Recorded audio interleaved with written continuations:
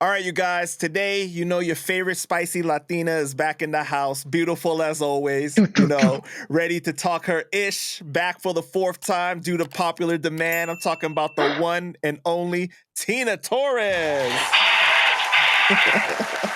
Can't stop it. Can't stop it. Tina, how you doing today? Get out. I'm great. Real quick, name that movie, real quick. Can't stop it. Can't stop it. Get out. I can't remember off the top of my head. Hitch. Oh, right. No, you're right. Yeah, you're right.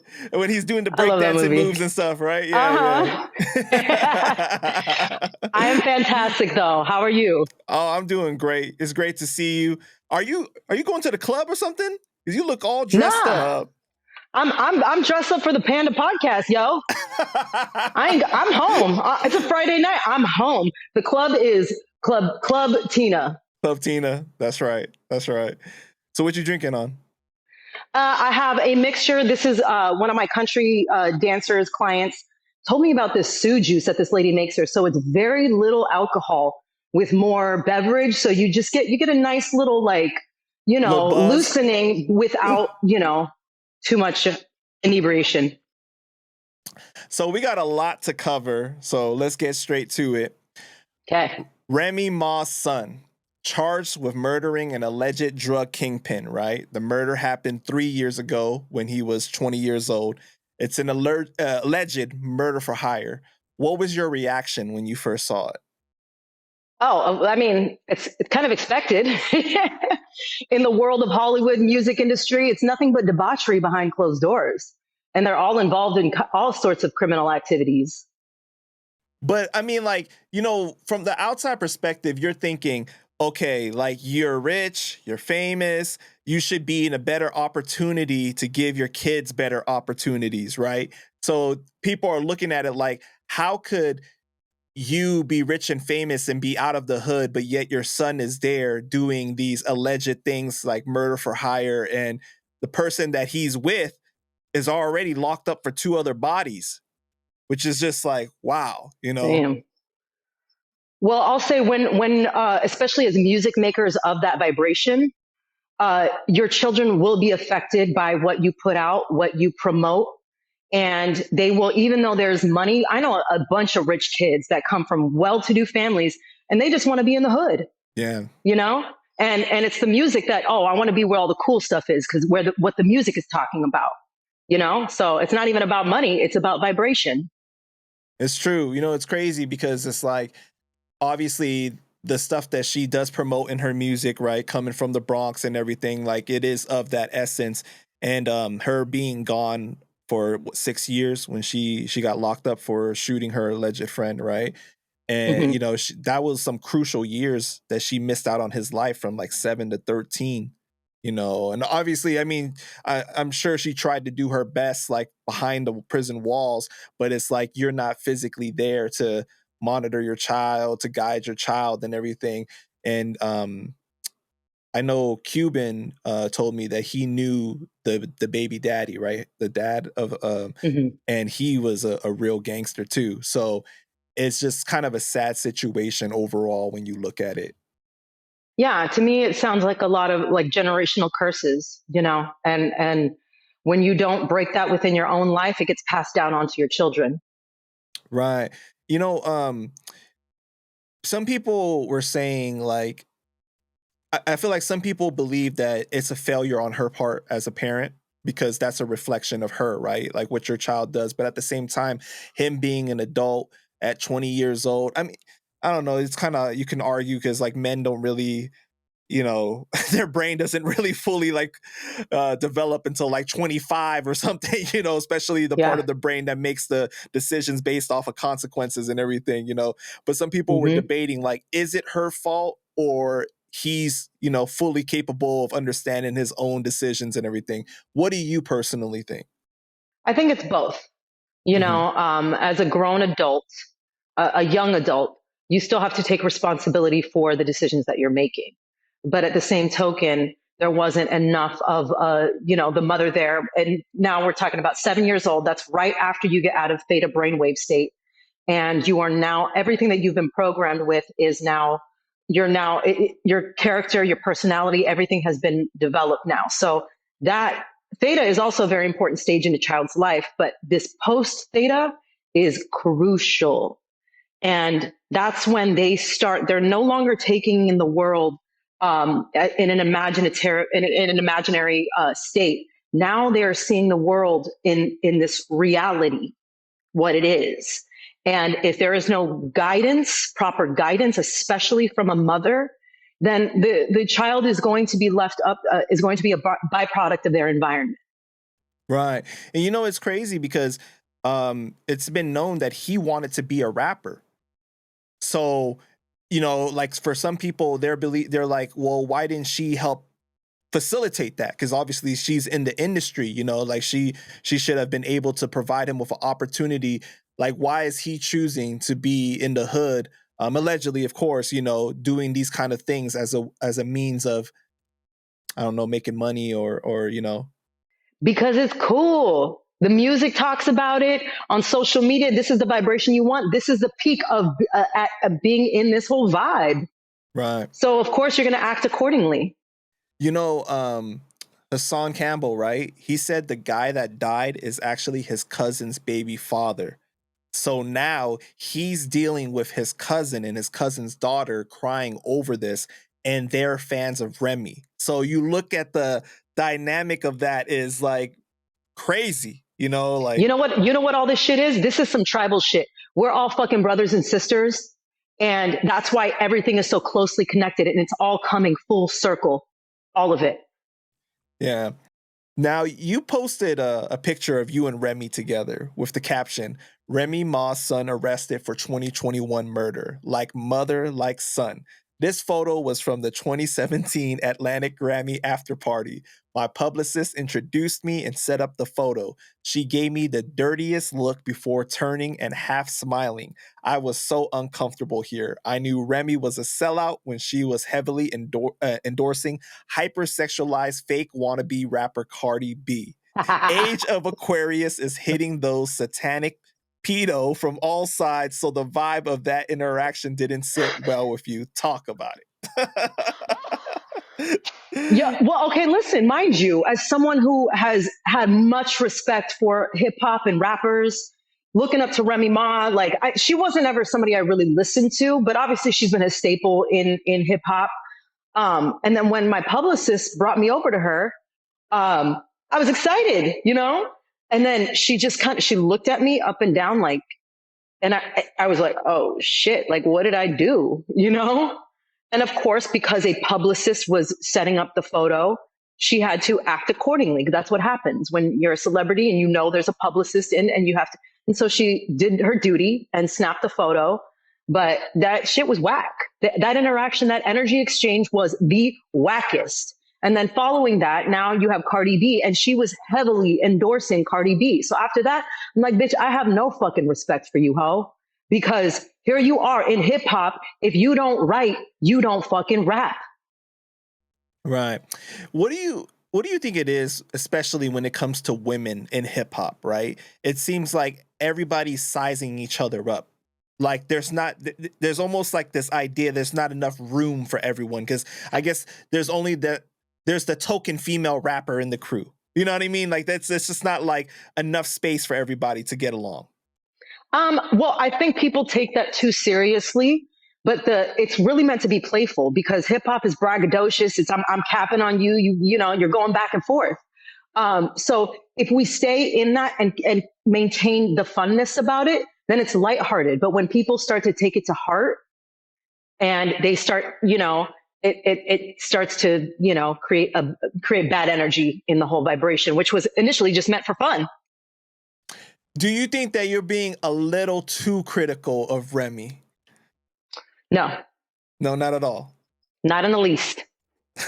And why do you say that? Okay, friend of Fat Joe, the two pairs together clowning around on Wendy Williams' show when Wendy Williams was kicked out of her show. Now they put her under a conservatorship. Like I can smell some weird ass shit going on, you know. And when you end up on Wendy Williams when she is kicked off her own show next to fucking Medium Joe, I'm gonna really it just looks even worse. You did Yeah, not he ain't just Fat call Joe. him Medium Joe. You did He's not just Fat call Joe him. anymore. He's Medium Joe now. What did you think about him getting the award for culture? Did you see that the culture award that he got No, where? from Hollywood Unlocked? Oh my From God. Hollywood Unlocked from Jason Lee. He got this award for like being like a cultural like I don't know, icon basically, and he was giving this speech about like, oh, everything we do is for the culture. Me and Big Pun, we always try to preserve the culture and everything. Oh, really? Oh, the homie that you sacrificed and took out? Well, Really? wait, come, Tina. What makes you think that he did that? You can see, it's clear to see people like, okay, because I am well versed now in being a recipient of spell casting, you can tell he took out Pun. He went and did some rituals, and the energy took place, and it affected Pun's life, and he ended up being taken out. And then all of a sudden, Medium Joe is at the top. But I mean, okay, but as far as that goes, right? I feel like Joe did step aside for Pun, right? He held the umbrella for Pun and everything, and he took the back seat for him, knowing that he was a superior artist, a superior MC. Oh, he took the back seat, and then he was riding right over to the Bruja to do his rituals and spells. Do you think that it's irresponsible to say things like that without significant proof? For someone like me, no. And why? Because there's a resonance in the truth. We all have a gut instinct. We all have this feeling inside of you that you know the truth, right? And my spiritual community, we talk about what's called the Akashic records, and these are mental records that are kept of everything that has transpired in all of the history of the universe. And when you get to a certain place, mentally, spiritually, you can tap into the truth of information. And then when you see something, you can read the energy and you feel the resonance of the truth. And it's like, it's a sweet spot. It's like, when you throw your basketball, you have that pocket, that your sweet spot. It's the same feeling that you get with the resonance of the truth. This is why you ever heard Kanye say, I don't read? Right. Because we're pulling from the quantum field. So what do you think about like people hearing what you're saying, right? And then they're like, well, she's coming off kind of bizarre, kind of crazy. Like the idea of being able to pull things from thin air and say that is my proof of something as, pretty outlandish to say that somebody sacrificed another rapper, especially someone they knew. Well, I say go listen to Terrence Howard. Even though his math is off, but there's truth in what he's saying. He's talking about creation coming from the centrifugal force, right? So that's literally creation out of thin air. But it's not necessarily just thin air, but it is this consciousness that exists as the entire universe, that what we call spirit. You can't feel it. You can't see it, but you can feel it. So everybody is elevating. Everyone is ascending in consciousness. So I'm not going to be the weird girl anymore, even though I am the weird girl, because the weird derives from a Celtic word called spelled W-Y-R-D, which means having the power to change destiny. And we are here just to make this reality, this simulation, a much better place. So everybody is no longer fooled, or no longer fooled by the illusion, and everybody can live the most abundant life possible. So you also took your opportunity to send some shots at Jay-Z. You said, why do I get the feeling Pat Poose has been a ghostwriter for Jay-Z this entire time? Now, Tina, I'm going to have to call cap on this one, okay? Because Jay is a talented rapper, regardless of what he is personally. Okay. That I don't know. But why did you put this up? I will not die on this battlefield. I'm not going to tell you I feel resonance of truth with this. This is just some shit I said because I was listening. I heard like Pat Poose, and I'm like, yo, that sounds like Jay-Z a lot. And I know I've gotten the feeling that Jay-Z is actually not even a writer. You know how like there's footage of him like freestyling in the studio, like on record. I believe that he wasn't even freestyling. He was rehearsing before the studio session, and they recorded, and it made it look like he was freestyling. So I think all of that is bullshit, calling cap on all of it. Tina, now you know real hip hop fans are gonna see this and they're gonna be like, yo, she's just coming off as a pure hater now. Of fucking course. Jay-Z worshipers, do your worst. Come at me. Okay, so is your dislike for Jay-Z coming from like the rumors of the, elite groups and everything with Beyonce and all that? Or where does it come from? Oh yeah, this is beyond music. This is beyond music, people. We're talking about the enslavement of the entire planet. And you think that they're playing that critical of a role in something like that? Abso-fucking-lutely. Why would them two, Jay-Z and Beyonce, be selected for something as astronomical, as huge as that? Hip hop is extremely influential, and music is the most powerful tool on the planet. That I do agree with you in that hip hop is just the most powerful thing. I think that people underestimated it from before, and then they realized the ability it had to influence all across color lines, everything, social, economic, everything. Most definitely. I'm sorry, say that again? ADD kicked in. I'm just saying that I think that people underestimated the power of hip hop before, about how much influence it had. Oh no, the CIA didn't. They didn't underestimate it. They knew what was going on. Right, because you believe that the CIA had infiltrated hip hop. Right, got you. Okay. So I know in the past you and I have spoken about the origins of hip hop, but recently things have gotten a little more crazy because KRS-One came out and said anyone that tries to deny the involvement of Puerto Ricans is stupid. And he said it was foundational Black Americans, Jamaicans, and Puerto Ricans that created hip hop. Lord Jamar from Brand Nubian said that was BS, and he's been challenging everyone to debate, including Fat Joe, Crazy Legs, and more. I don't know if you saw, but Tariq Nasheed, he came out with a documentary debating Puerto Rican involvement in the creation of hip hop. What do you think about all of this? Well, I can only tell you my experience. I wasn't there when hip hop was founded. But I've had a conversation with Ralph McDaniels. I was interviewed on his Video Music Box show. And before we were even on camera, we were talking about the origin of hip hop. And I was saying, listen, I feel like hip hop is the bastard child of Latin music. Now, keep in mind, Latin music is not just what we think Latin is, because we Latinos are just a mixture of, African, all the, many different races, right? The thing is, African rhythms were taken to the Caribbean because when slaves were brought there, and so the drum and the frequencies and the rhythms of all that started to evolve, and they were brought to New York City as well. So there was a time when Boogaloo was starting to outshine all the Latin bands, and Boogaloo was a fusion of Latin rhythms, R&B, and soul, right? But the guys at Fania, they started getting jealous because these Boogaloo bands were outshining all the old salsa bands, right? So they started blacklisting them from the clubs, and that genre, I'm getting chills as I'm talking about this right now, that genre just kind of declined. And I say because of the decline of that genre, mind you, the kids had in their ears Latin rhythms. There were kids on the streets rhyming. And Ralph McDaniels told me that he was taking kids in Spanish Harlem to the studio to rap on top of Latin soul.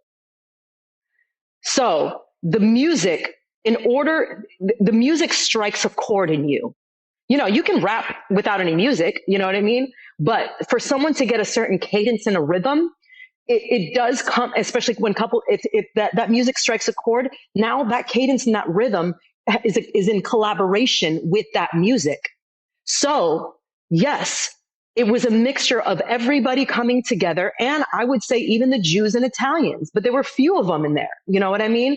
And really, it's really silly for this conversation to be had, because at the end of the day, we are all one, and everybody wants to claim to be the first one. They want to be the originator, right?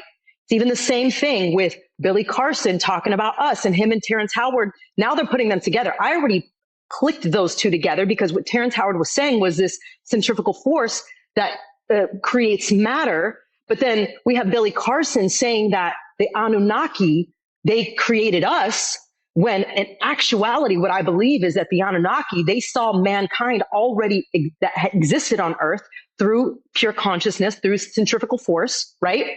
And was evolving. So they said, let us go and make man in our image. And they tampered with our DNA. So everybody wants to be the originator, right? But I don't think any one person can take credit for originating anything. It's a flash of the spirit. Regardless of where you come from, if the spirit comes within you, then you have the ability to create. So it's really just to be in a state of gratitude and appreciation, to even be able to channel and receive anything like that, to where you can even regurgitate it in art form. It is a pure blessing. And it does not originate from any one race or one human. What do you think about Lord Jamar then saying that the DNA of hip hop will show you it has nothing to do with Puerto Rican and Jamaican culture? I mean, that's interesting, because I've heard people say, like, when I was like, oh, hip hop is the bastard child of Latin music, they're like, oh no, it originates from reggae. And I'm like, okay, I can see that, because you have the, the rapping and all that, but the rapping was around before even reggae was, you know what I mean? Like, I don't know. I think we all got to get together and have a roundtable discussion. Right, and that's something that he's trying to get done. He was inviting Crazy Legs, Fat Joe, all these different people, KRS, to come together and talk about it and debate about it. And he said that if you're not going to show up, then shut up. Like if you're not really going to prove your point, I respect that. and everything. But there also needs to be very key people in there. People like Ralph McDaniels.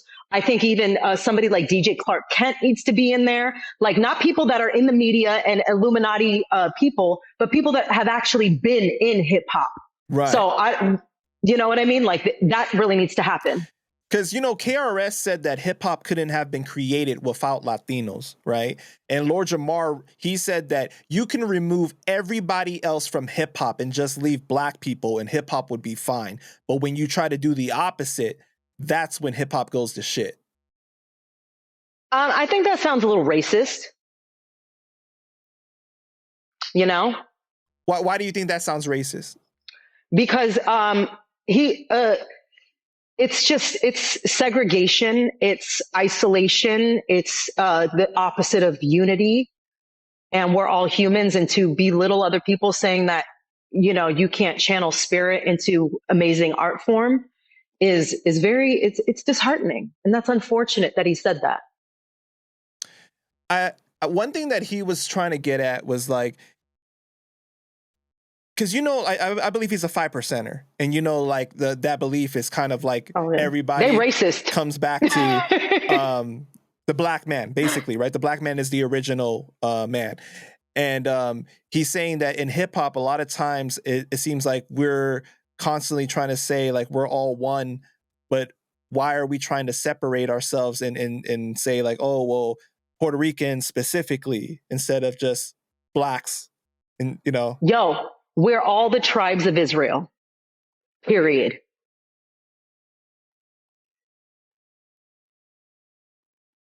What does that mean? What does that mean to the viewers? That means we all come from the same motherfucker. So in regards to hip hop, then how would you say that is relating to that? Then you're saying that we're all part of creating it. Well, you can't say, you can't, because you're now saying another human doesn't have as much pull and rapport in this realm. And really, it has nothing, like, right now what's happening is, where was this at? What platform was he talking about this on? Well, it all started because there was a clip of KRS One that was going viral, I think on Instagram or something. And then Lord Jamar started there in the comments. Then he started going live and talking about it, and then he went on numerous other platforms to talk about it. So he's been everywhere talking about this. Lately, Yes, lately, yes, yeah. sounds like there's somebody behind him who wants to create divide. Well, that's what people are trying to say about the whole the Latinos pushing for the argument of 50-50. People, there are some people that believe, they're saying that that is divisive in itself. For what Latinos pushing 50-50? Yeah, like that hip hop was created 50-50 between blacks and Latinos. They're saying that that is a divisive debate. I mean, well, yeah, it's a divisive debate to those who want to be divided. Get it? Yeah. Those who do not want to be in unity, they don't want to hear that. So I know in the past you and I have spoken about the origins of hip hop, but recently things have gotten a little more crazy because KRS-One came out and said anyone that tries to deny the involvement of Puerto Ricans is stupid. And he said it was foundational Black Americans, Jamaicans, and Puerto Ricans that created hip hop. Lord Jamar from Brand Nubian said that was BS, and he's been challenging everyone to debate, including Fat Joe, Crazy Legs, and more. I don't know if you saw, but Tariq Nasheed, he came out with a documentary debating Puerto Rican involvement in the creation of hip hop. What do you think about all of this? Well, I can only tell you my experience. I wasn't there when hip hop was founded. But I've had a conversation with Ralph McDaniels. I was interviewed on his video music box show. And before we were even on camera, we were talking about the origin of hip hop. And I was saying, listen, I feel like hip hop is the bastard child of Latin music. Now, keep in mind, Latin music is not just what we think Latin is, because we Latinos are just a mixture of, African, all the, many different races, right? The thing is, African rhythms were they were taken to the Caribbean because when slaves were brought there, and so the drum and the frequencies and the rhythms of all that started to evolve, and they were brought to New York City as well. So there was a time when Boogaloo was starting to outshine all the Latin bands, and Boogaloo was a fusion of Latin rhythms, R&B, and soul, right? But the guys at Fania, they started getting jealous because these Boogaloo bands were outshining all the old salsa bands, right? So they started blacklisting them from the clubs. And that genre, I'm getting chills as I'm talking about this right now, that genre just kind of declined. And I say because of the decline of that genre, mind you, the kids had in their ears Latin rhythms. There were kids on the streets rhyming. And Ralph McDaniels told me that he was taking kids in Spanish Harlem to the studio to rap on top of Latin soul. So the music, the music strikes a chord in you. You can rap without any music, you know what I mean? But for someone to get a certain cadence and a rhythm, it does come, especially when if that music strikes a chord, now that cadence and that rhythm is in collaboration with that music. So yes, it was a mixture of everybody coming together, and I would say even the Jews and Italians, but there were few of them in there. You know what I mean? And really, it's really silly for this conversation to be had, because at the end of the day, we are all one, and everybody wants to claim to be the first one. They want to be the originator, right?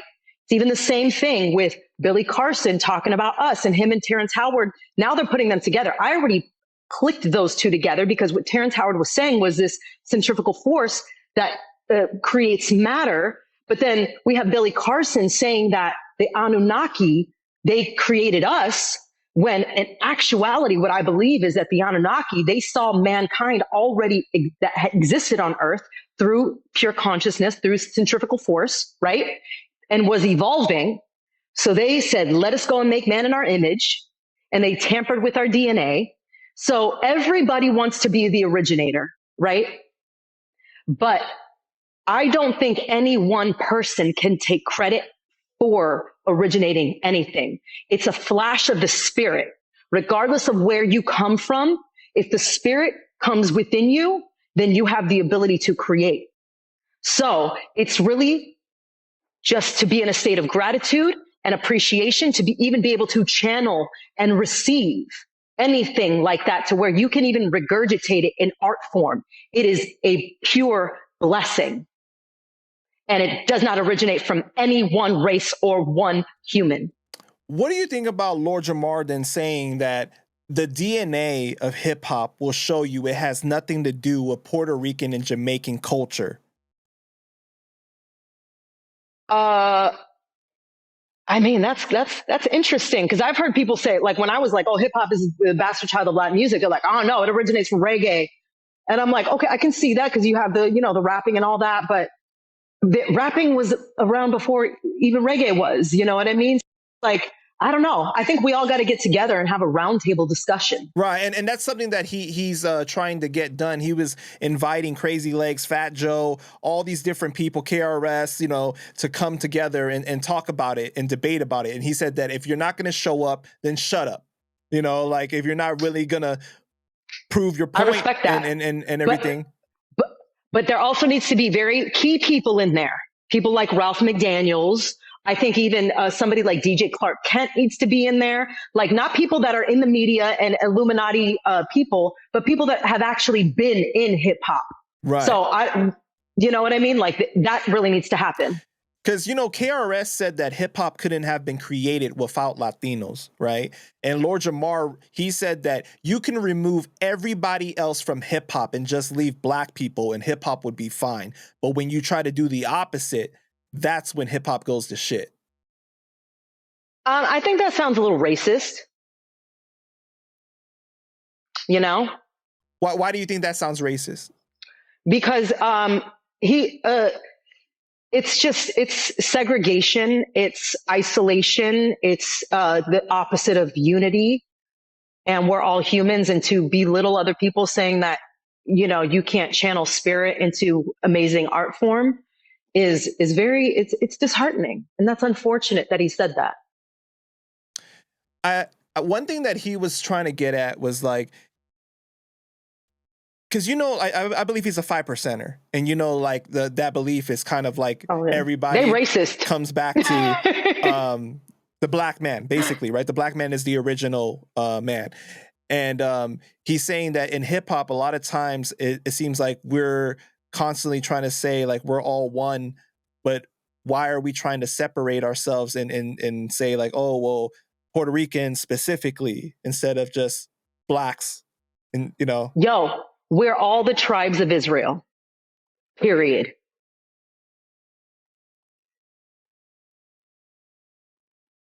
What does that mean? What does that mean to the viewers? That means we all come from the same motherfucker.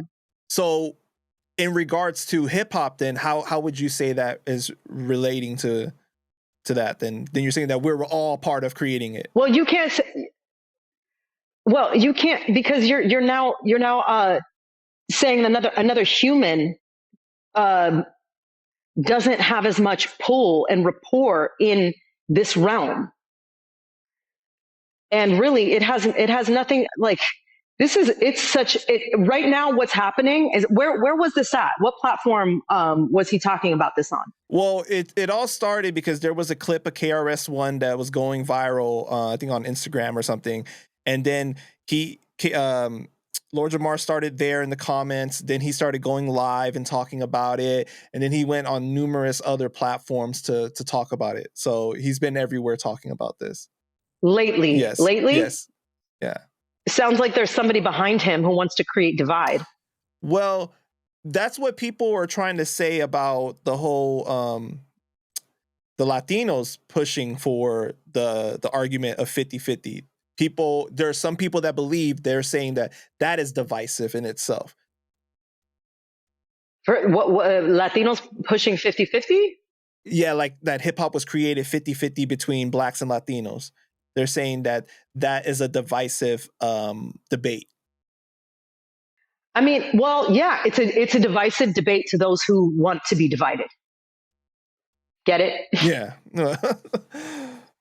Those who do not want to be in unity, they don't want to hear that.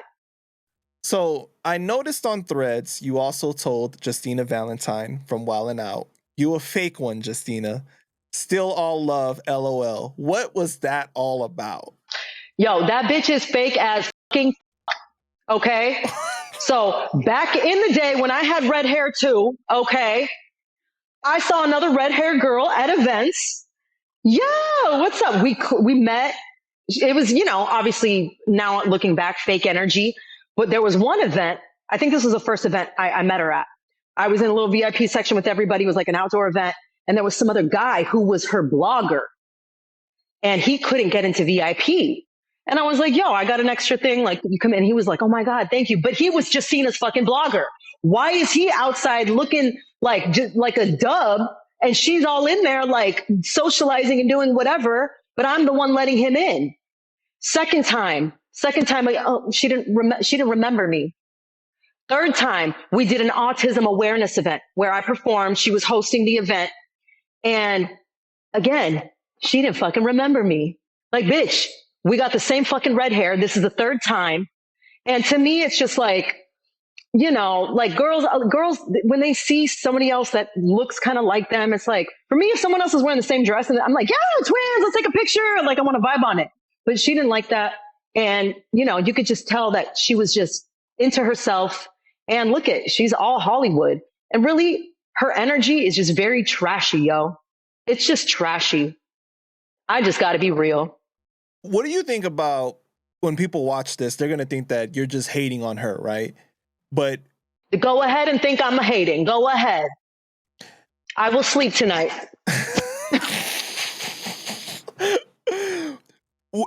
Is it harder for you to get along with females than males? Actually, it's hard for me. Both are difficult. So it's just hard for you to play with anybody, with people in general. It's about vibration. Okay. Doesn't matter what gender you are. If you're in the right vibration, we cool. So for someone like her, do you think that she's talented though? Because she started to elevate a lot. Yeah, she's talented. She's just fake. So you're saying she's a good actor or actress then? Yes, absolutely. So I don't understand that. Why is it that, I guess we talked about it earlier, but like with females, it's kind of like, it's like a threat. You feel like threatened almost, like that another girl that is coming into the space that might get the attention or, take the energy away from you. I don't know why women, it's got to be deep trauma within all of us. And I don't know where it stems from. I think it probably has to do with, for thousands of years, we've all been competing for men, where men used to have concubines and harems and, and it's like, we don't feel at times like, like we can have what is meant for us. And that is furthest from the truth, because a bunch of beautiful women getting together and being in a true, authentic vibration and really loving each other and all of them beautiful and amazing is extremely powerful. Right. Absolutely.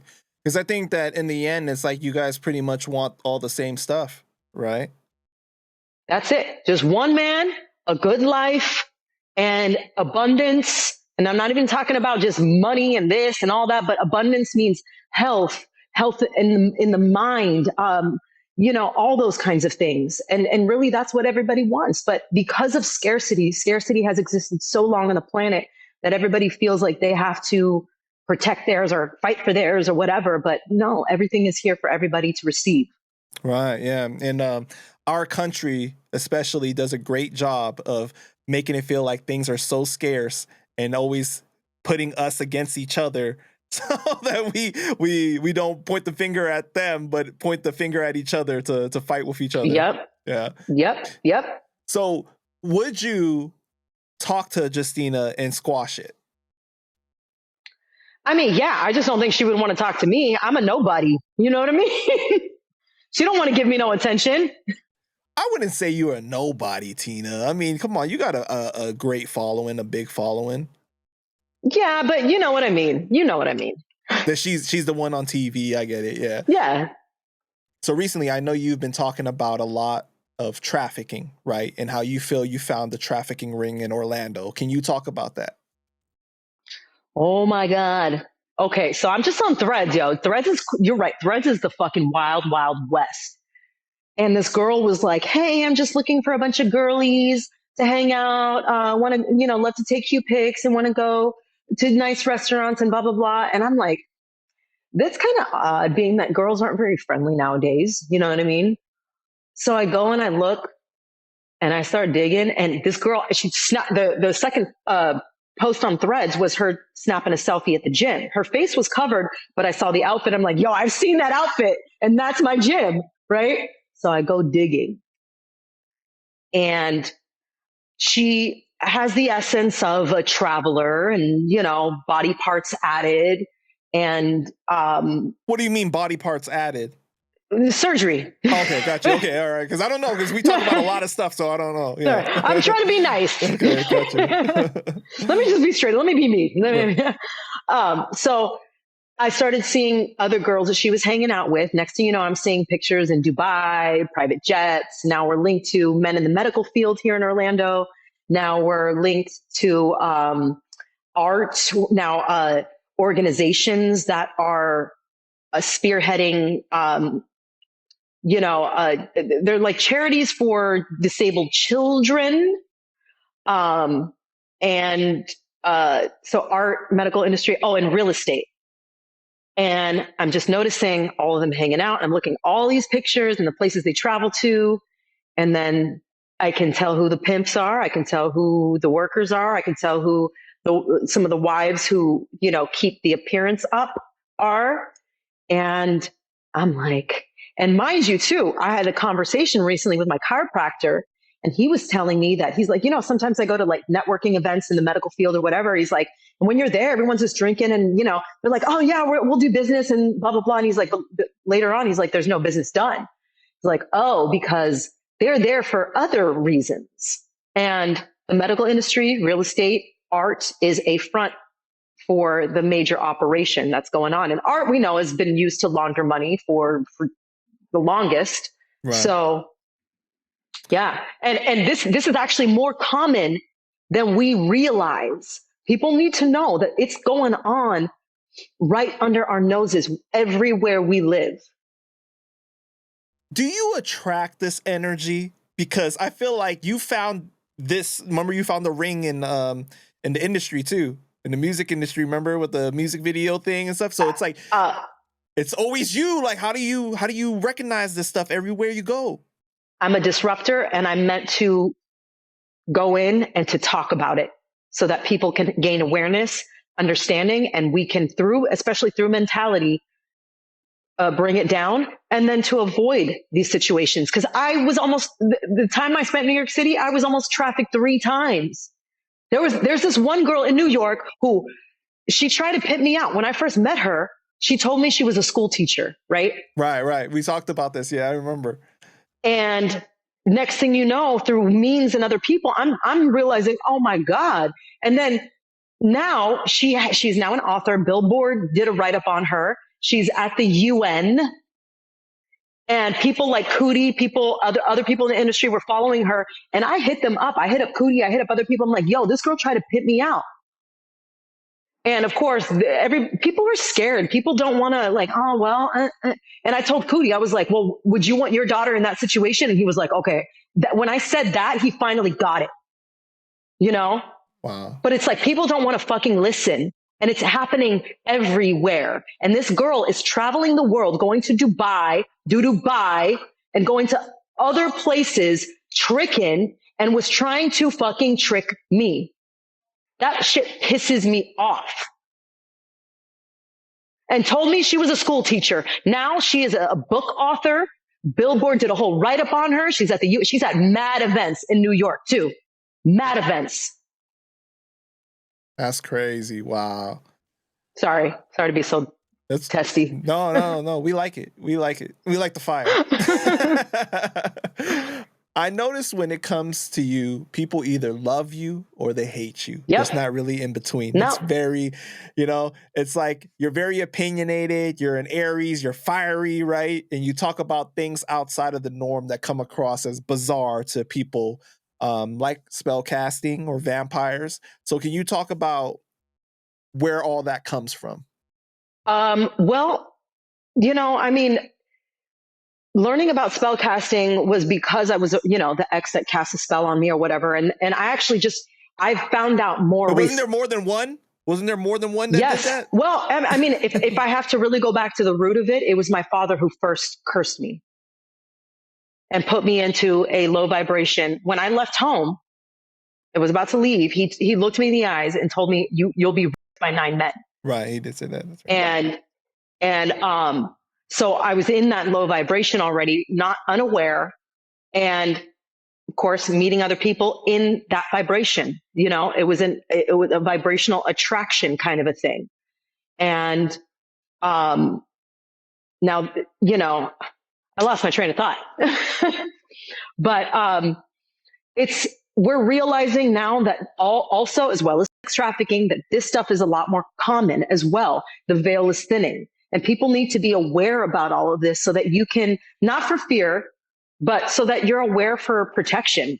You know what I mean? And the Vatican just released a whole statement talking about apparitions and seeing spiritual things. We had the situation in Miami where people were seeing aliens and things, and vampires, fairies, things. All these beings exist, and because timelines are collapsing and coming together, that veil is coming down, and we are going to be seeing some very interesting and weird things in our society soon.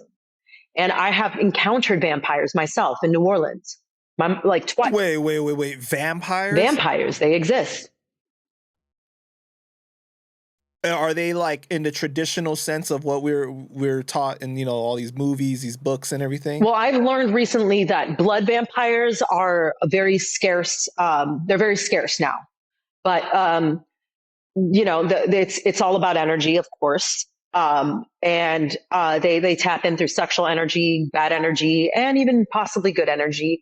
But when I went to New Orleans several years ago, I remember my mom and I were walking in the French Quarter, and this guy passed me. He was walking really fast, and he's like, his head was kind of like this, and he looked like Anton LaVey. Anton LaVey was the founder of the Church of Satan, had this bald head, like this goatee, and had like this devilish look. But this was a black man, darker complexion, but had the similar structure. And my first thought was, that looks like a vampire. And then a couple hours later, we were in the middle of a ghost tour in the French Quarter, and it was dark. Sun had just gone down, and the tour guide was saying, this is where vampires first settled in New Orleans. And I turned to my left, and I looked inside this restaurant. Everything was dark. And he was a host standing right in the front. And it was dark where he was at, but behind him was lit up. And he was looking at me like this, like with these piercing, evil eyes. And I was like, Mom, do you see that? And she was like, yeah. So we both saw it, right? Next year, we went back to New Orleans. I happened to make a reservation at a restaurant. It happened to be that same restaurant. I wasn't aware that it was the same restaurant. So we walked into the restaurant, my mom and I. We looked at these people. They knew who we were, and we knew who they were telepathically. And they own that restaurant, and they exist now. They have to exist. They're not like ancient vampires where they just go and kill everyone. They have to, there's laws, and because we live under the US corporation now, they have to abide by laws as well. So they stay afloat, jumping through loopholes and through other means and everything. But mostly now they just tap into energy. So you're saying instead of feeding on blood, they're feeding on energy.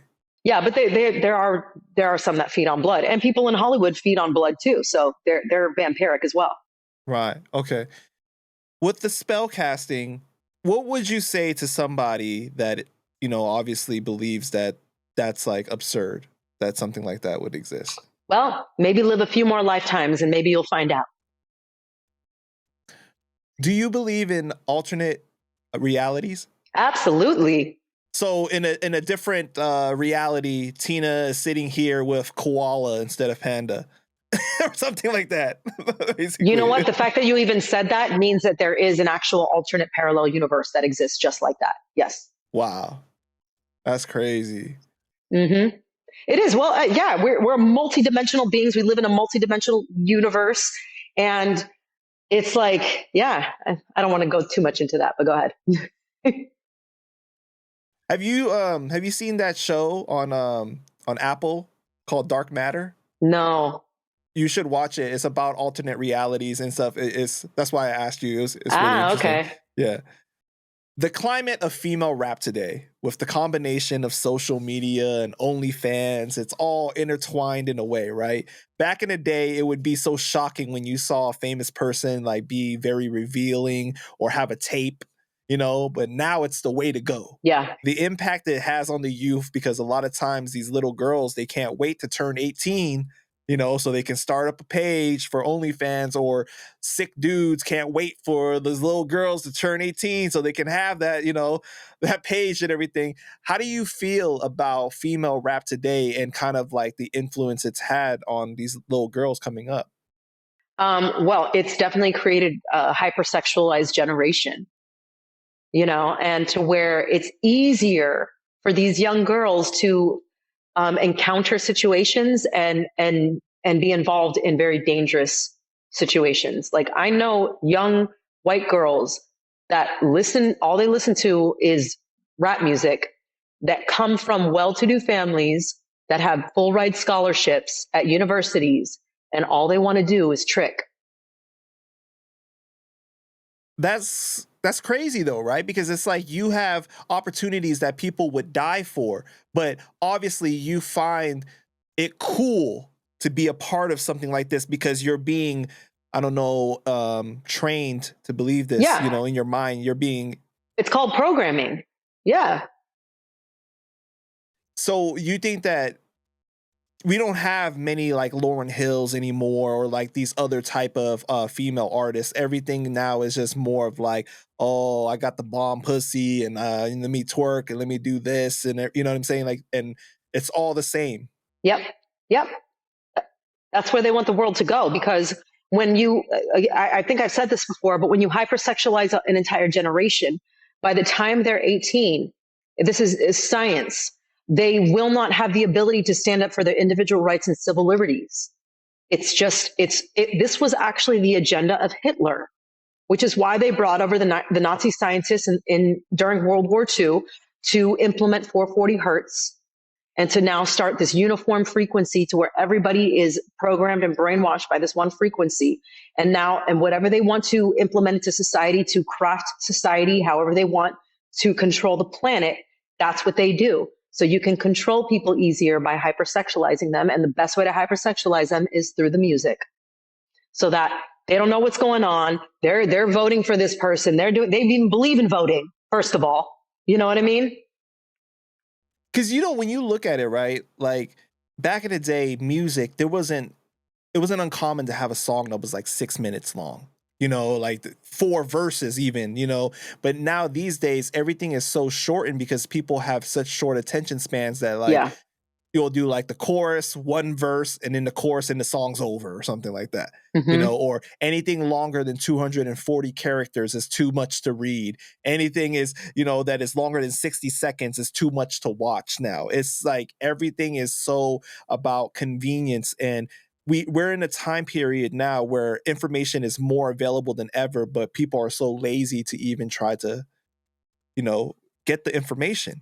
Yeah, and that repetition, which is why they've brought it down to these verses, and it's that repetition is a certain frequency, and that's what programs you, coupled with the frequency of the music. Who do you think is at the top of that female dominance of, pushing that agenda? Um, I mean, all of them, all of them. But you're saying the top right now. I mean, I would say Nicki Minaj is the top.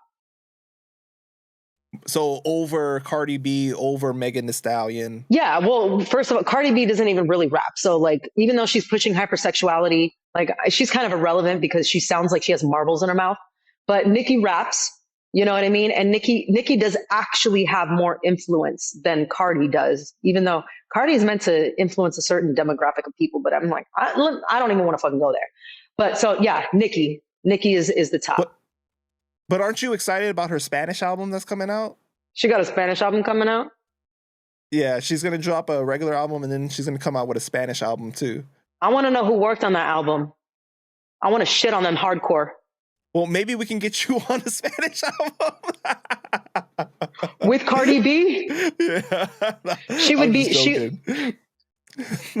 I want to know who the fucking idiot engineers are who are doctoring up her voice, who the stupid ass writers are that are getting paid pennies to be a detriment to society.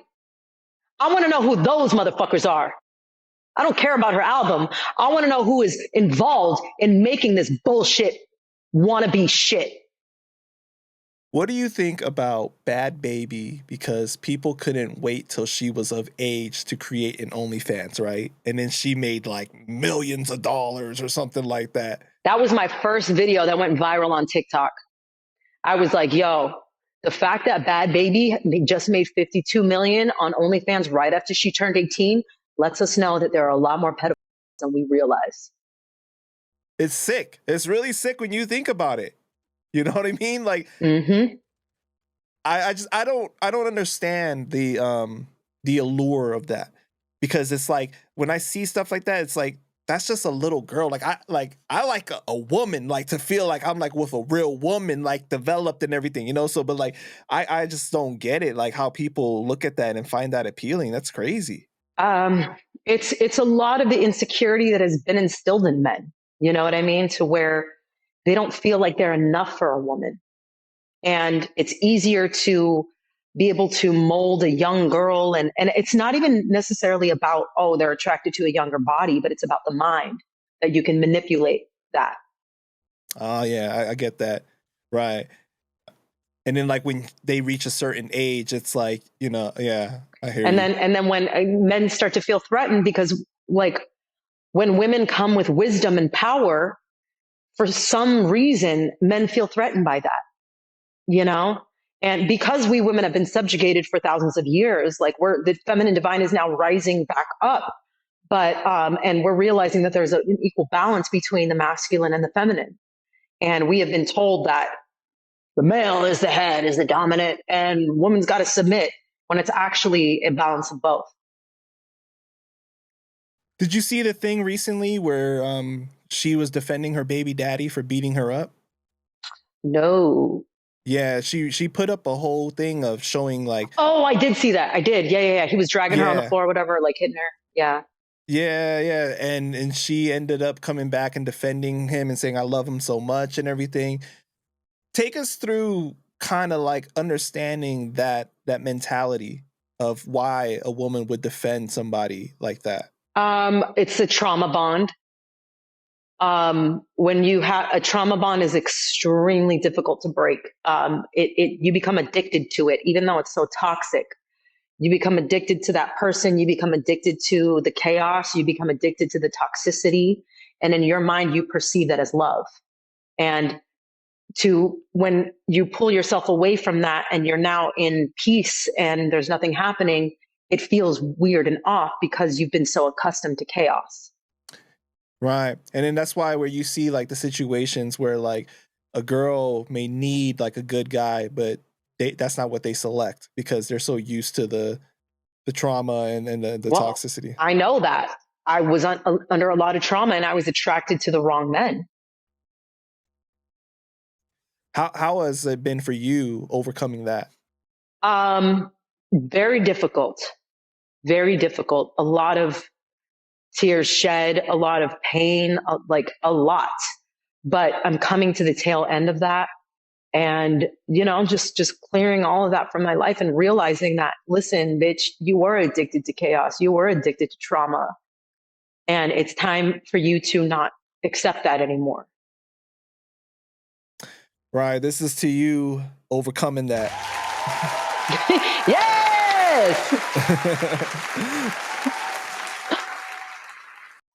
What do you think about women and the plastic surgery phenomenon that has been going on for years now in social media, how it's perpetuating that for little girls coming up? It creates such a false, it's such a false sense of reality, you know? And even me as someone, like, mind you, I'll tell you, when Ariana Grande first did her lips, I started questioning my face.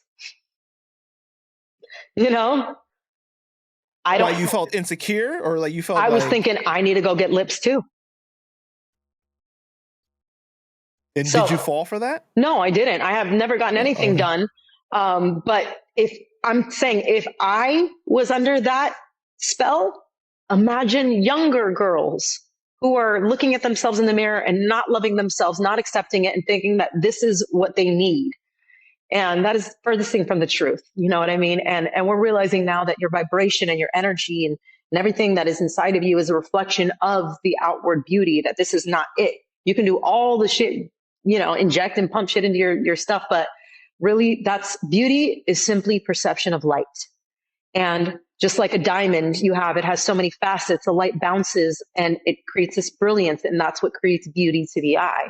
And the more we learn this in society and humanity, the less we're going to revert to medical results, cosmetic results. You know. So you guys hear that, right? She's all natural. Okay, that's natural beauty right Yes, there. I am. But I tell you, I have even last year. I'm going to be honest. I made an appointment to go get my lips done. And I canceled the appointment because I'm like, no, what are you doing? You know? You know, the scary thing is, like, after you start, it's almost like you can't stop because you have to maintain it, right? Mm-hmm. It looks weird after if you don't do it anymore. Yep. And it's like a vicious cycle. And Yep. it's caused a lot of health issues for a lot of people, the stuff they're pumping into their bodies. Oh, I bet it gets into the bloodstream, whatever Right. chemicals. Yeah. Yeah, it's terrible. But I think that right now is a more sad time than ever for young people to be growing up, because you got little boys looking at social media seeing, oh, this is what beauty is supposed to look like, right? This is what I'm supposed to like. This is the type of girls that I want. And then the girls seeing that, oh, that's the type of girls that guys want, so I got to try to live up to that. So Mm-hmm. with the filters, the surgeries, just everything. It's so much to live up to, and it's just terrible for your self esteem. I just can't even imagine what it's like to grow up in that. It is. But I mean, it was the same thing when I was younger, though. Same thing. You know what I mean? Like the magazines, Hollywood, all that.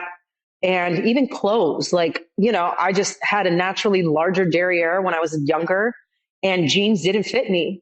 And my crack was constantly out of my jeans. And I just didn't think that I felt so ugly. You know what I mean? And like, I just wasn't. But I never banked on my looks for my self worth and value. Like I always had this big personality and I was always very confident, you know what I mean? But there was still that insecurity about my body, you know? Like having an ass back when I was a teenager was not cool.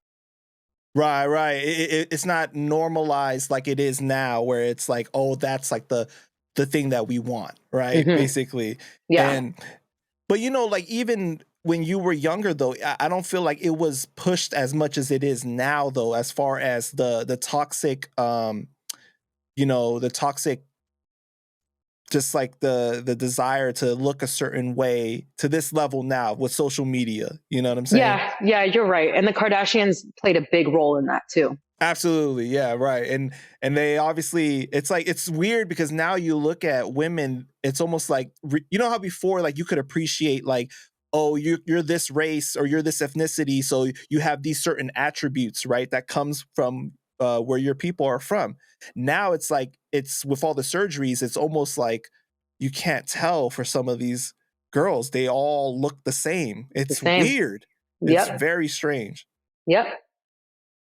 Well, they're also taking pictures of the same woman and like, I want to look like this. So, you Right, right, exactly. That's what I'm saying. So, like, and obviously, like, people are like, well, Kim Kardashian doesn't look like a regular person, quote unquote, but everybody's trying to live up to look like that, or the Jenners or whatever. hmm. Hmm. Yep. Now, you broke a lot of rappers' hearts recently when you posted on Threads, if you're a rapper and or under 40, please don't try to kick it to me. Thanks. I'm so sick of these Shakespeare softies who think they're the shit just because they can put some nursery rhymes together. What happened? Like, how often do you get that? Okay, so this guy, I'm not gonna say kid, that I connected with on social media from Miami. Younger than you? Sweet, yeah, yeah, younger than me. That this is what triggered it. You know what I mean? Because I just connected with him. He saw my video about Tory Lanez and Jay-Z and all that. He actually was like a friend of the family of Tory Lanez, and he was telling, like, when I like hit him up and was talking to him more, he was telling me, you know, like all the stuff that was going on the inside with Tory and blah blah blah, and that's why he respected what I said. And then after a little while, after just showing him some love and care and imparting it to him and giving him some advice, he tried kicking it to me, right? And I let him down easily, but then he got toxic. And I'm like, wait. Okay, so give us an example of like what you mean, how he was trying to kick it to you. He'd be like, yo, can we go out on a date, or like what? well, he was like, you know, he was respectful, like, I'm interested and blah, blah, blah, blah, blah. And I'm like, sorry, buddy, you know, and he was just telling me, he was like, you know, I have all these women using me and I only attract blah, blah, blah, blah, blah. And and I'm like, bro, you are in a low vibration attracting all these toxic women. And then you want to kick it to me? No, homie, you don't go down like that, you know?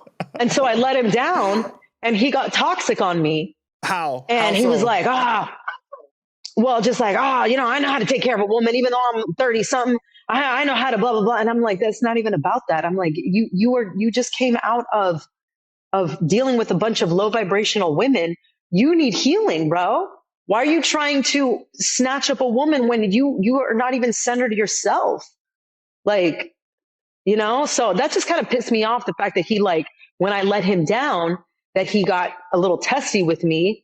Like, I sat here and gave you my love and energy and advice, and you loved it so much that you wanted to be in a romantic situation with me because of the energy I gave you, right? You're used to toxicity from these Cardi B, Meg Thee Stallion listening bitches, but you're here getting truth, real truth and love. And I get that you want it, but bro, go and heal. You know what I mean? And I just basically told him, I said, listen, if you want to kick it to a girl like me, lose the grill, stop rapping, and, you know, just level up. You know, I will not date a guy with no grill. I'm sorry. That shit looks like it stinks. Yo, my bad. Real. So what does he end up saying to you after? After I cut him off? So you wanted to be with, I mean, he wanted to be with you. So like, how are you going to call? Well, that's what somebody in a low vibration who doesn't get what they want because they're after energy because they have none, then all they can do is say untruthful, mean things, you know? That's like a child throwing a tantrum.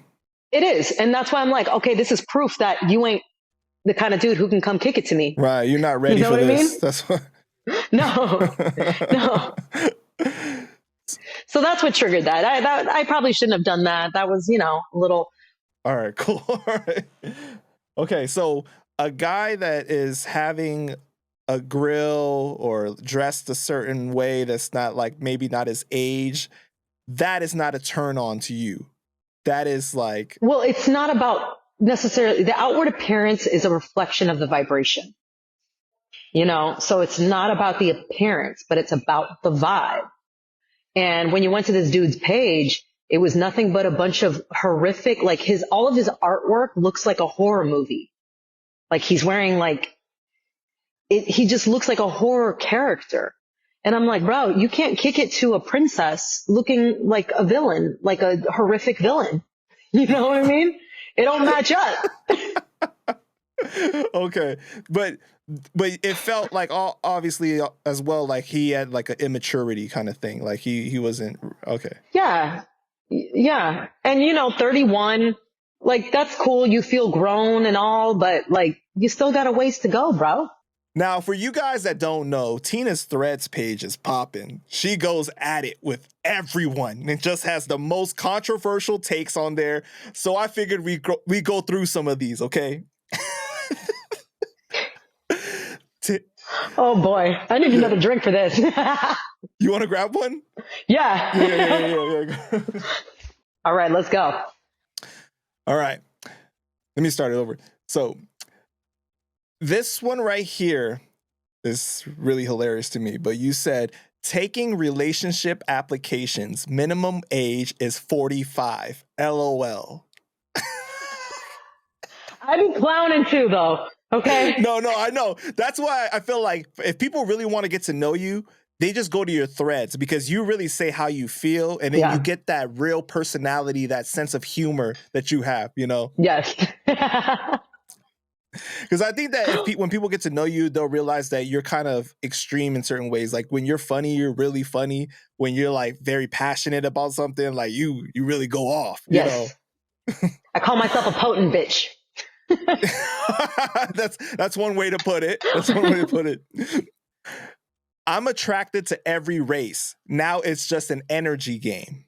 Yeah. Literally, So you don't have a preference or anything. nope, not one. It's energy. What's your energy? What's your vibe? What is your mind? What's the conversation like? Conversation is the best for me. Stimulating conversation. Yes. Bring it on. Oof. So don't you think that like people try to put you in this like, oh, you're really white. You're not even Latina. Like you're white. I've been told I'm a white Latina. Well, not until Black Lives Matter. I wasn't told I was white until Black Lives Matter hit. But what I'm saying is one of the things I see very common when people go at you, they try to call you white. Yeah, I'm telling you, after Black Lives Matter. Because Yeah, so like, do you think that they try to say that that's what you're attracted to though? That you're attracted to white men specifically? how would they know that? I don't know. Like, I'm just saying, like, do you think that that's something they're trying to get at? The only men that I have been with in the past decade were Latino and Black. There you got it, guys. You guys are... So it's like, The overconfident Puerto Rican man on the dance floor who thinks he can cut just because he's Puerto Rican. That's the guy who usually throws my shoulder out. You know what's so funny though is because I was talking to my Puerto Rican homie and he was like, "That's true. There's always that guy that's on right? that believes that he can cut just because he's Puerto Rican." And I'm like, oh my god. So then you said Latino applications will be moved to the bottom of the pile. Yes, I'm discriminating. LOL. Everyone discriminates on a daily basis. You judge who you allow to be your friend, your mate, and you use discrimination with whom you allow around your children. This is true. This is true. But you said historically you've dated Latino and Black men, right? So why now Latino at the bottom of the list? Because I've been detrimentally hurt by Puerto Rican men. You never dated a Mexican man or other Latinos? Yes. I mean, yeah, way back. I mean, being in New York for for almost a decade, there's not many Mexicans, you know? What about Dominicans? Well, one of them was like half Dominican, you know, but he didn't like Dominicans. Then this part was surprising to me.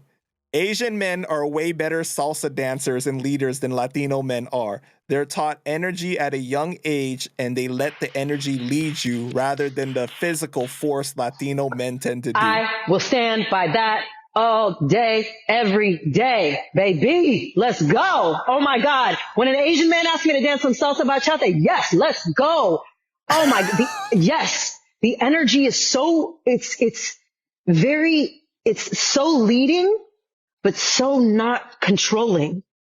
And it's some of the best dances I've ever had dancing mambo with Asian men.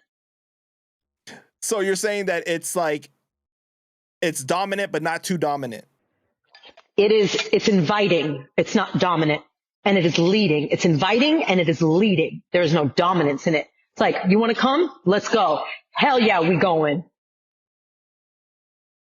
Now, don't you think that saying something like this could come off as divisive?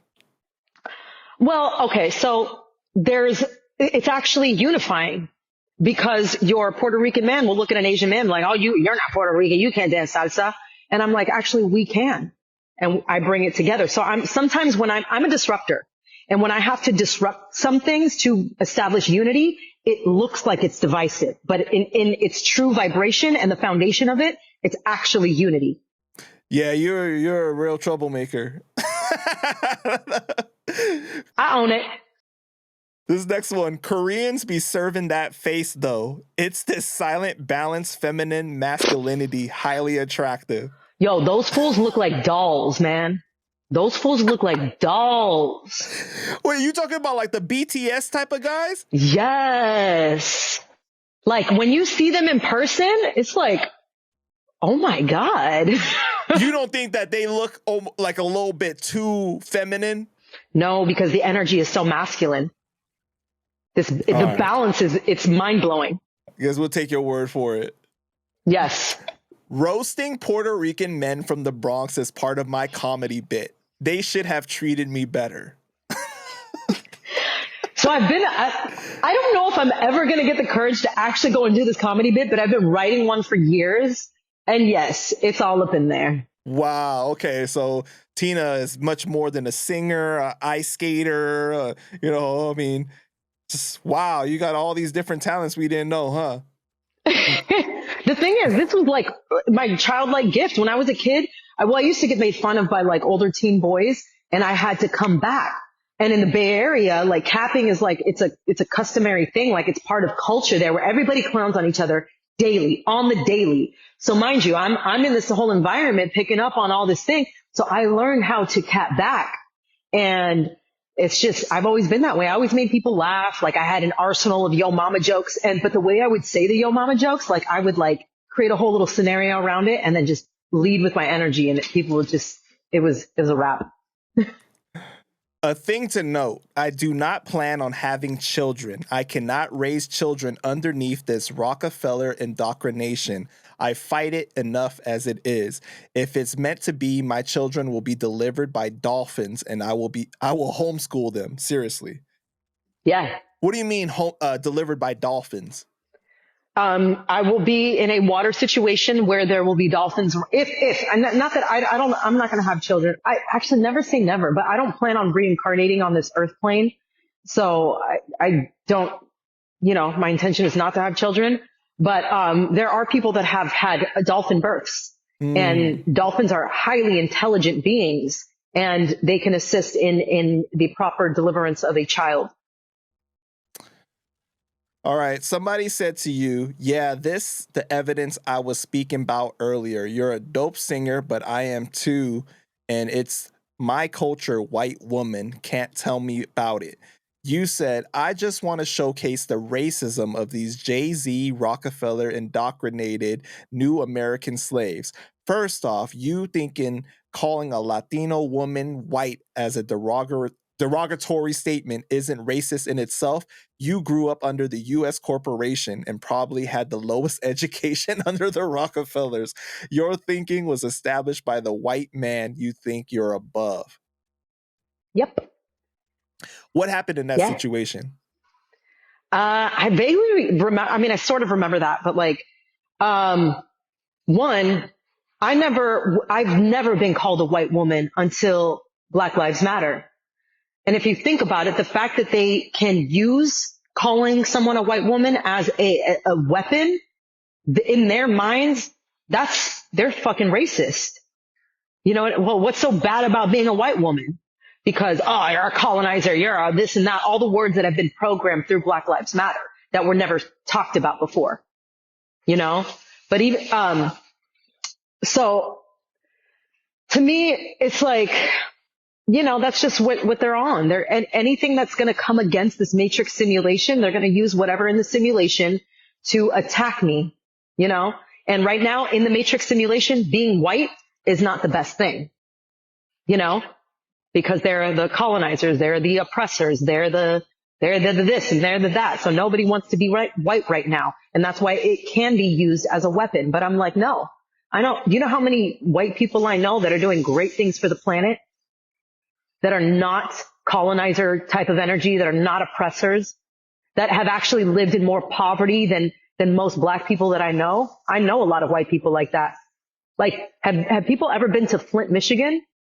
Have people ever been to the Midwest seeing like the deepest parts of, and I'll just say it, this is of white trash. No, they haven't. Now we got to talk about your favorite singer in the world, J-Lo. I thought you were really going to talk about my favorite singer. Okay, let's go. All right, what's the situation with J-Lo these days? Yo. Okay. I see it as a dual thing. One, the matrix simulation coming down, all of that, all that being exposed. And it's this dual thing that is happening. And one, it's Hollywood is coming down, right? And the frauds and the fakes are being exposed. But I also think that it is distraction news.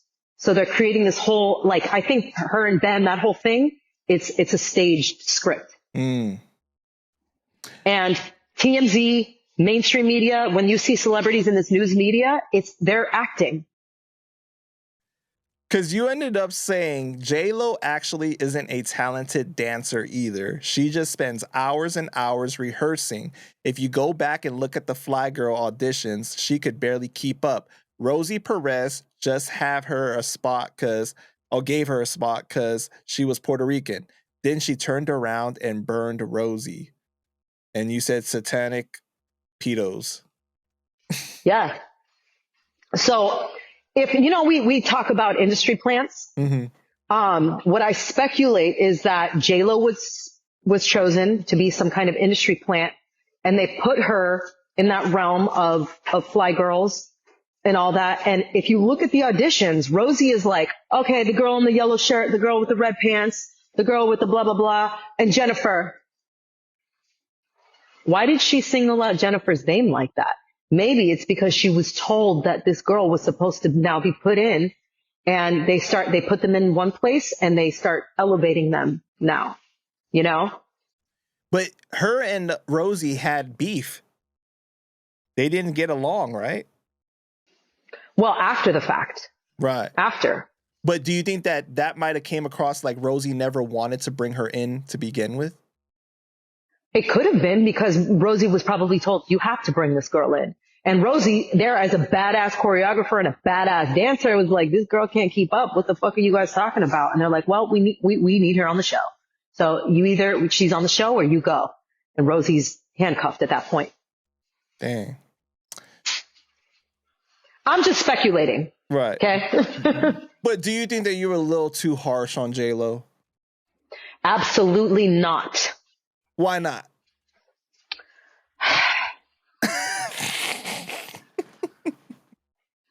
We all know the history. We know Natasha Ramos. We can go back and listen to all the records. We could hear Shanti's voice. We could hear Natasha in there. We could hear all the other girls in there. It's like, girl, you built your entire music career off of the vocals of other women who never got the credit for it. And you were okay with that? But don't you think that's like a recurring thing that happens in general in the music industry for a lot of people? It's not just about talent. It's like this overall package that they try to put together and sell to the people. J-Lo was one of the first. She is pretty much Milli Vanilli was a blueprint, but J-Lo came in after. So, but do you think that like singling her out instead of like just in general, like people, because it happens all the time, right? I single her out because everybody has compared me to her, and I'm fucking sick of it. Even Diddy. Just because you guys are both Latino. I don't know. They're just like, J-Lo, you're going to be the next J-Lo. And I'm like, no, I'm Tina Torres. I didn't even like being compared to Selena, okay, who was an amazing vocalist, a true legend. I'm like, I am me, right. I might have a certain essence, and honestly, I wasn't even influenced by Selena because I wasn't allowed to listen to her growing up. So I was influenced by gospel singers and people in Christian music. Wait, Tina. So you were not standing by the window at night and going, dreaming. I wasn't allowed to. Nope. I wasn't allowed to. When I was 17 and I got the opportunity to go to Tower Records by myself to buy my own records, I bought Get Rich or Die Trying and Street Dreams. Right. Fabulous Street Dreams. Yep. That's right. That's what I was into. All right. This other one that you said here, you said when you first get you don't want to tell anyone, let alone the cops. Shit is mad embarrassing that someone can violate without your consent. Men don't understand the psychological and emotional damage that is incurred is actually more damaging than the physical. They think coming out saying you were is easy. First off, I'm not a victim and don't want to be viewed as such, especially because fraudulent women have made us look bad.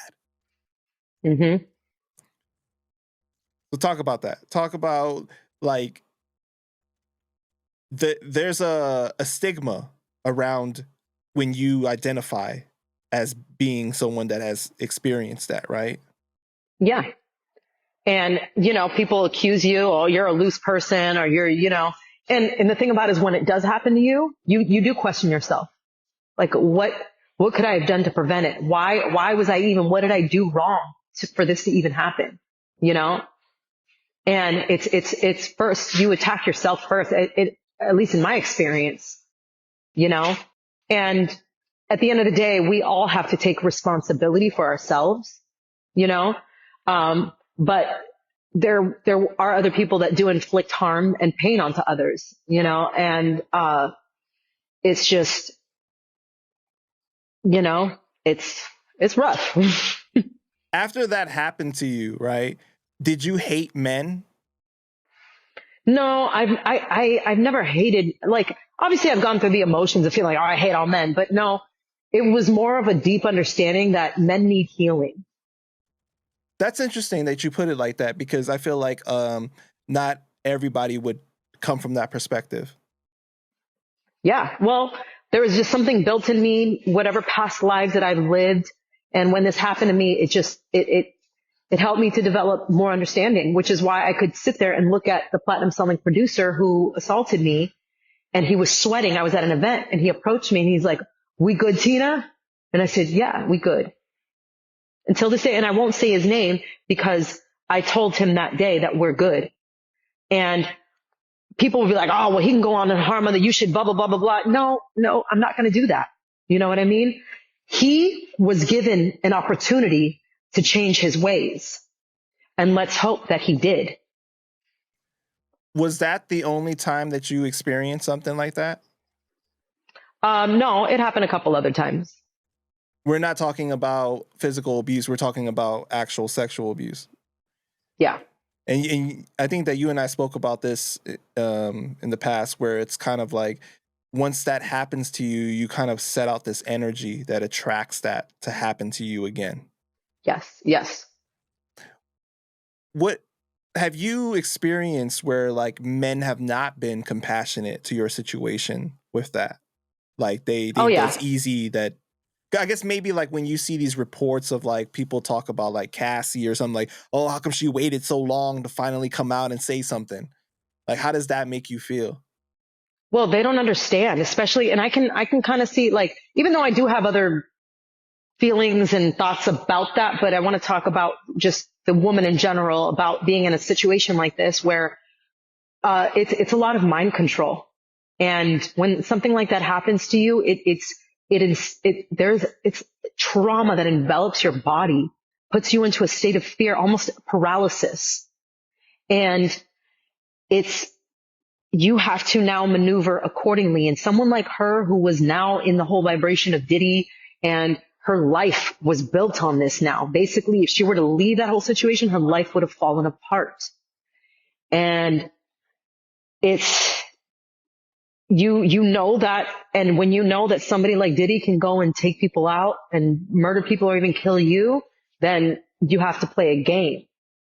And she got in so far deep that she played a game, but she had an out. I don't know exactly what's going on, but I do feel like she was approached and they're like, "Hey, well, he's going down and we want to use your story."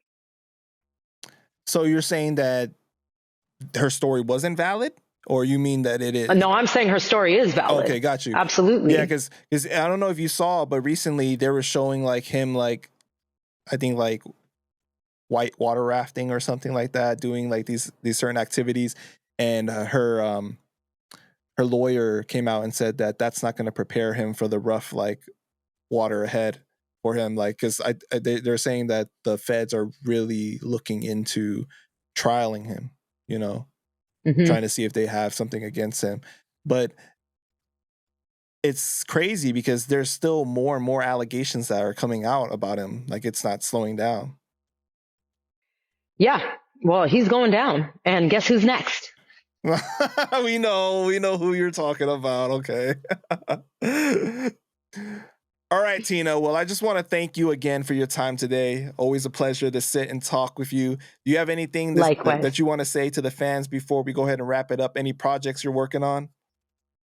Music will be coming out. Even though I said I was quitting music, I can never quit music. It's just it's a part of me. Um, so, but I will be making music in a different frequency that will help to create more harmony within your body, within your mind, within your soul, and that will help you put you into a place of abundance so that you can attract every good thing that is coming your way. And that's all. Tina, thank you so much again. Thank you, Panda.